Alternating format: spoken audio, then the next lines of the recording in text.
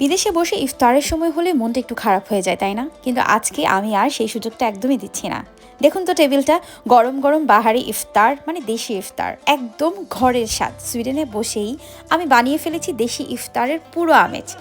শুধু খাওয়াই না, একটু পরে দেখবেন কিভাবে একটা ছোট্ট গেম পুরো ঘরটাকে হাসিতে ভরিয়ে দিল। রোলিং টিস্যু দিয়ে কে আগে পানির গ্লাস টানতে পারে, ভাবতে পারেন ইফতারের পরে এমন প্রতিযোগিতা। আসসালামু আলাইকুম, সবাইকে রমাদান মোবারক। বিদেশে বসে দেশীয় ইফতার, আর সেজন্যই আজকে আমার রমাদান সাপার ক্লাব ওয়েলকাম করছি আজকে আমার এই সুন্দর ভিডিওটি দেখার জন্য। লাস্ট কিছুদিন ধরে আকাশ ছিল প্রচুর মেঘলা, আজকে একটু রোদ দেখতে পেয়ে আমারও বেশ ভালো লাগছে। বিদেশে আমরা থাকলেও কিছু মুহূর্ত আছে না, যেগুলো একদম আমাদেরকে দেশে ফিরে নিয়ে যায়। রমজান আমার জন্য ঠিক তেমনই একটা সময়। সুইডেনে বসে যখন ইফতারের সময় ঘনিয়ে আসে, তখন খুব মনে পড়ে আমার দেশের সেই চিরচেনা টেবিল, মায়ের হাতের রান্না আর একসাথে বসে ইফতার করার আনন্দ। তাই ভাবলাম এবার নিজের বাসাতেই তৈরি করে ফেলি সেই আমেজ। আজ আয়োজন করেছি ছোট্ট একটা রমাদান সাপার ক্লাব, কাছের মানুষ নিয়ে একদম ঘরোয়া পরিবেশে। টেবিল জুড়ে সাজানো আমাদের প্রিয় বাংলাদেশি ইফতার, থাকছে খেজুর, জিলাপি, বেগুনি, ফল, আরো অনেক রকমের বাহারি ইফতার। মুখরোচক সব ইফতার সামনে নিয়ে দোয়া পড়ে আজানের জন্য অপেক্ষা করাটা আমার কাছে ইফতারের সবচেয়ে গুরুত্বপূর্ণ একটা সময়।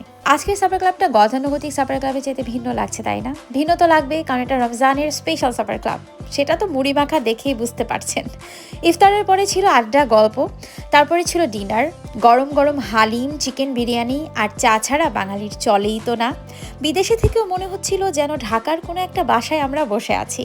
এই পুরো আয়োজনটাকে আরও স্পেশাল করেছে বিকাশ রেমিটেন্স। টানা পঞ্চমবারের মতো তারা মাহে রমজানে প্রবাসীদের পাশে আছে, দেশে দেশে ছড়িয়ে দিচ্ছে এই ভালোবাসার অনুভূতি। আজকের দিনকে স্মরণীয় করতে একটা মজার গেমও আমি খেলেছি। গেমটা ছোট্ট, কিন্তু সেই হাসি আর উত্তেজনা ছিল পুরো ঘর জুড়ে। তোমরা আশেপাশ থেকে দেখো আমার নিজেই কেমন লাগতেছে। কে হবে ফার্স্ট, কে হবে সেকেন্ড, টান টান উত্তেজনা। এটা কিন্তু পানি কিন্তু একদম বেশি এটা। এটা গুণা না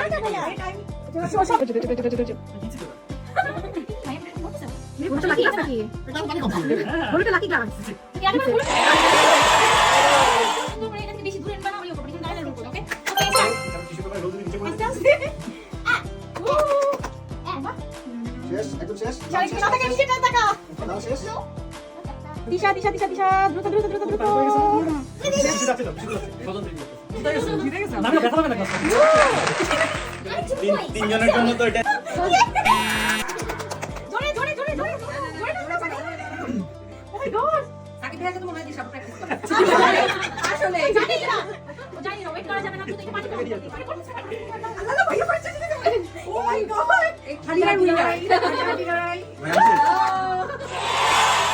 মজার এই খেলা জমে উঠেছিল, তবে আমরা আমাদের তিনজন ফাইনালিস্টকে পেয়ে গেছি, আর এখন খেলা হবে এই তিনজনের মাঝে।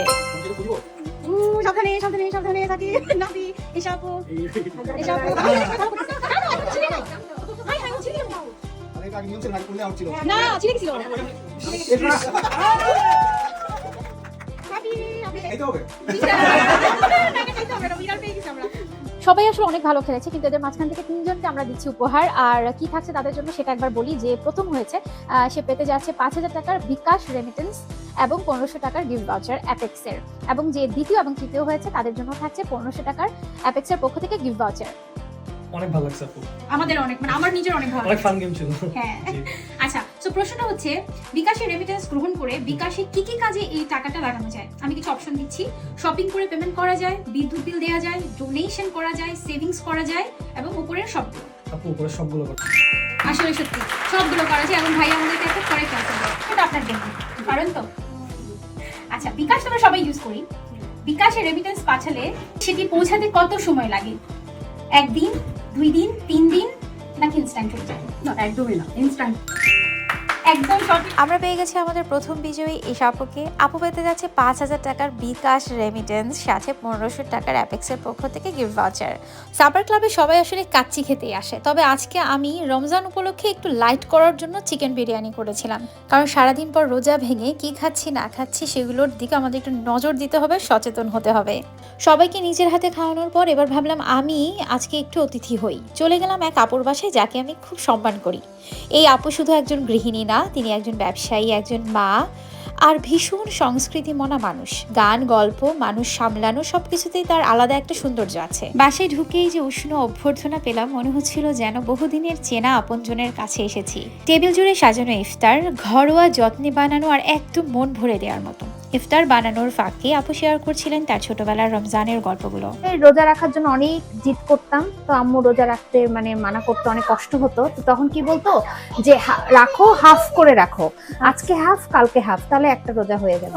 এটা বেশ মজা ছিল। আপুর কথা শুনতে শুনতে মনে হচ্ছিল সময় বদলায়, দেশ বদলায়, কিন্তু রমজানের অনুভূতিটা বদলায় না। কথা বলতে বলতে আপুর মুখের যে হাসিটা ছিল না, সেটা দেখেই কিন্তু বোঝা যাচ্ছিল সেই স্মৃতিগুলো এখনো কত জীবন্ত হয়ে আছে। আমি চুপচাপ শুনছিলাম আর নিজের ছোটবেলার রমজানের কথাও মনে পড়ছিল। মনে হচ্ছিল আমরা আলাদা আলাদা জায়গা থেকে এসেছি, কিন্তু আমাদের গল্পগুলো কতই না মিল না। দেশ হয়তো দূরে, কিন্তু এই মানুষগুলো থাকলে দূরত্বটা কিন্তু খুব বেশি লাগে না। রমজান আমাদেরকে শেখায় ধৈর্য, কৃতজ্ঞতা আর একে অন্যের প্রতি মমতা। আল্লাহ আমাদেরকে সুস্থভাবে এই রমজানের রহমত ও মাগফিরাত পাওয়ার তৌফিক দান করুন। ভালো থাকবেন সবাই। আল্লাহ হাফেজ। আসসালামু আলাইকুম।